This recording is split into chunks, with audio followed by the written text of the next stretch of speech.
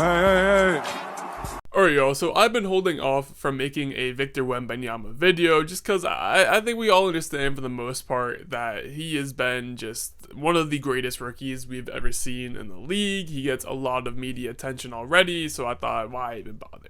But that was until he came out and dropped what I honestly think might be one of the best just individual player performances that we have seen this season. As if you haven't seen anything from yesterday's game, he dropped a triple-double in just 21 minutes of game time. And I really hope people see this and realize that getting a triple-double in 21 minutes is absolutely insane. I know everyone went crazy a few years ago when Luka Doncic had his triple-double in one half, which he did in 20 minutes. And according to this article from NBA.com, Russell Westbrook, Domantas Sabonis, and Nikola Jokic are the only other players since the year 2000 to also have a triple-double in one half. So if you essentially just place Wemby onto that list, that's a very short list of just some of the best stat sheet stuffers we've ever seen in the NBA.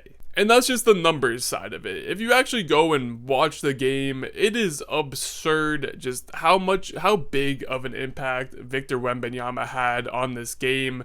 Despite the limited playing time, again, he's playing like 5 minutes a quarter. And for reference, the typical NBA, star player, best player on the team, usually plays around 8-9 minutes a quarter. And yet, every possession that Wemby was on the court, he was having some sort of an impact offensively, defensively. It was rare that you'd go like a minute of game time without saying something along the lines of, wow, that was absolutely incredible. And then the final thing I'll add before we actually dig into some of the tape is, this video is not about Chet Holmgren, but I feel like I do have to mention him at least to some extent, because I'm going to sound like a huge Wemby dick rider in this video. I am one. I'm prepared to sound like one, and I don't mean that as any disrespect to Chet Holmgren. He's been doing his thing in Oklahoma City. In fact, if you go back to my preseason predictions video, I was pretty certain that the Rookie of the Year race was already over and that it would just be Wemby 100% the entire way. So I've definitely given a lot of respect to Chet for making it an actual race, and even though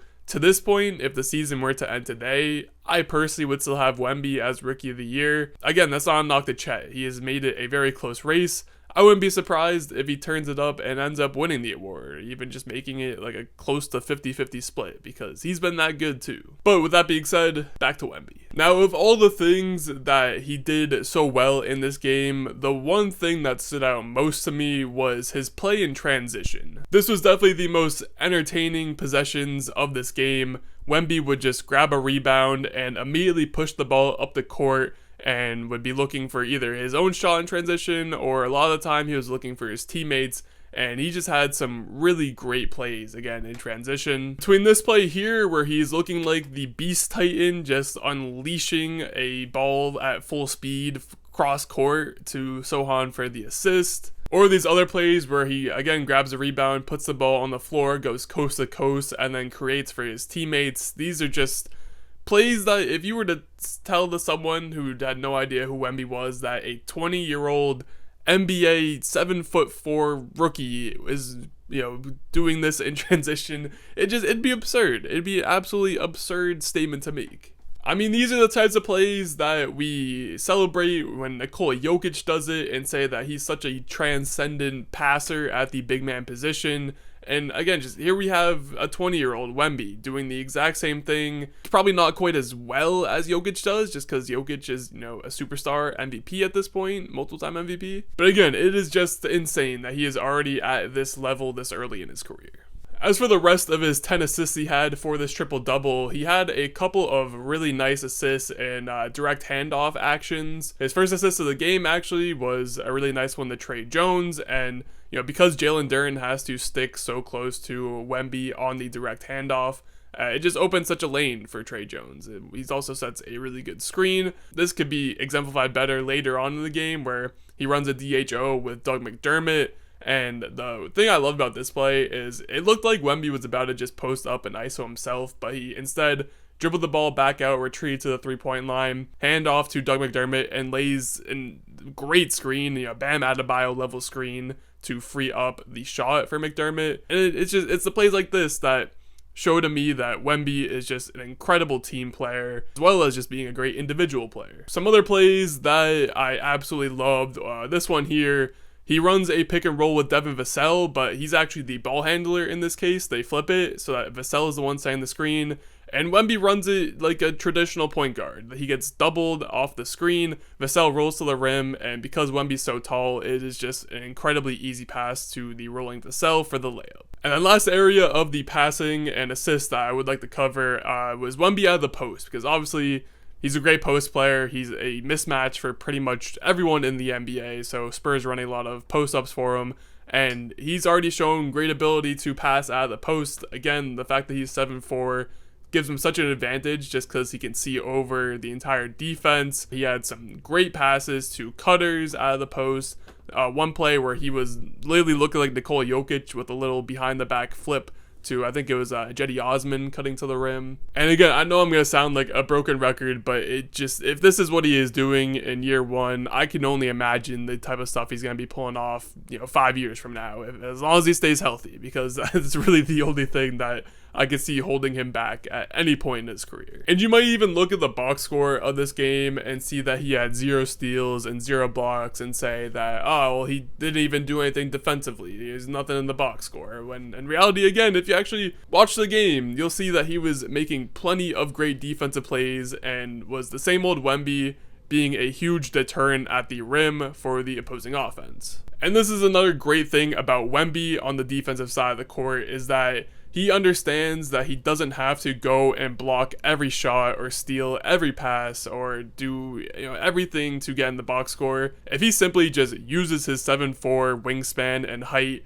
to be an obstacle for the offensive players, that he has done his job. If they have to change their shot in any way, put more arc on it, getting a good shot contest is all Wemby has to do to alter plays defensively.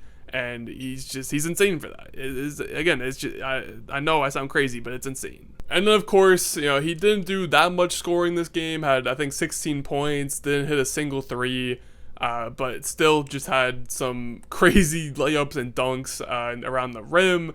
Had some really good post touches in this game where he would drive out of the post and went to work on Jalen Duren, who is a very solid defender. One thing that did intrigue me in watching him just try to score the ball this game is he got fouled on a couple of drive attempts to the rim, or just drives out of the post, and it got me kind of thinking, because I'm very curious to see what kind of offensive player Wemby becomes down the line, again, maybe 5 years from now, because he's gonna be skilled enough that I think he could be a Jokic type of guy, where he could just be heliocentric, feed him in the post, and teams are either going to have to double him and he'll kick out, or they're going to play him straight up and he's just going to go to work. Or I could definitely see him going more of an Embiid route, where he is foul hunting, trying to get to the free throw line, because he moves so uniquely, and obviously, 7'4", that it's really hard to not foul him, just with how kind of herky-jerky he can get sometimes. So I could definitely see him being like a 10 free throw attempt per game guy, like Joel Embiid is right now. I'm not really sure which I'd rather see